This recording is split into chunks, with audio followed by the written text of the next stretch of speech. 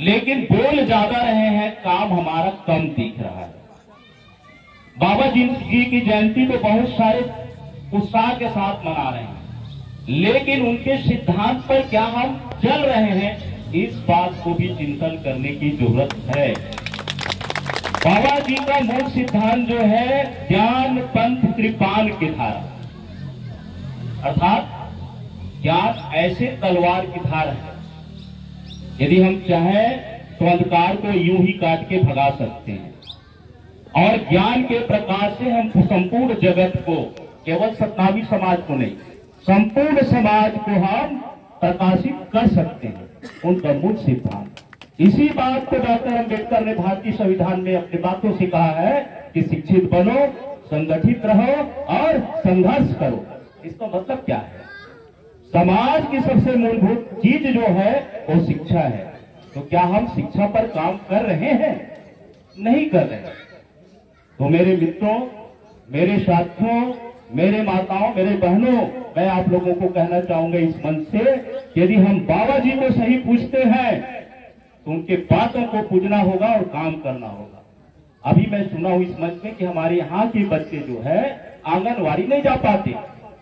आंगनवाड़ी माने प्रारंभिक शिक्षा जहां पर मिलता है, इस पर भी यहाँ के पदाधिकारी को आप लोग थोड़ा सा गौर करें, मेरा निवेदन है।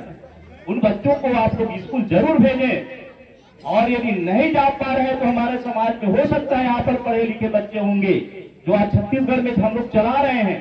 जहां जहां सतनाम भवन बना हुआ है, जो खाली पड़ा हुआ है, वहां पर एक अभियान हम लोग छेड़ रखे हैं कि उस सतनाम भवन में खाली जगह जो पड़ा है, लोग वहां पर बैठ के ताश खेलते हैं, उससे बचाओ और वहां पर हमारे बच्चों के लिए शिक्षा केंद्र डालो। छोटे छोटे आप कोचिंग सेंटर डालो। कोचिंग सेंटर में डाल पा रहे हो तो कम से कम वहां पर एक छोटी सी पुस्तकालय डालो, ताकि लोग जाके वहां पर पढ़ेंगे, अपने इतिहास जानेंगे, अपने महापुरुषों को समझेंगे। इस काम को करने की जरूरत है। केवल हमको सतनाम भवन खोल दिए और साल भर पड़ा है, गुरु घासीदास जयंती आई, साफ सफाई हुई, साफ सफाई होने के बाद वो मेला भी लग गई, मेला लगने के बाद ज्यों का त्यों साल था, इससे भी बच रहा है।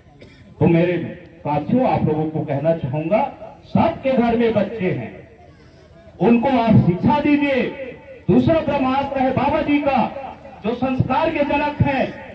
अंबेडकर यदि शिक्षा की बात करते हैं, दोनों महापुरुष में कई लोग अलग करते हैं, मैं बता रहा हूं, दोनों महापुरुष में भले उनका युग परिवेश अलग होगा, उनका रहन सहन अलग पृष्ठभूमि में होगा, कालखंड अलग होगा, लेकिन सिद्धांत वही है। वही उन्होंने कहा, एक ने कहा शिक्षा की बात, एक ने कहा संस्कार की बात। यदि संस्कार नहीं है समाज में तो शिक्षित होने से कोई मतलब नहीं है। अंधा है बिना संस्कार के, और बिना शिक्षा के संस्कार भी अंधा हो जाता है।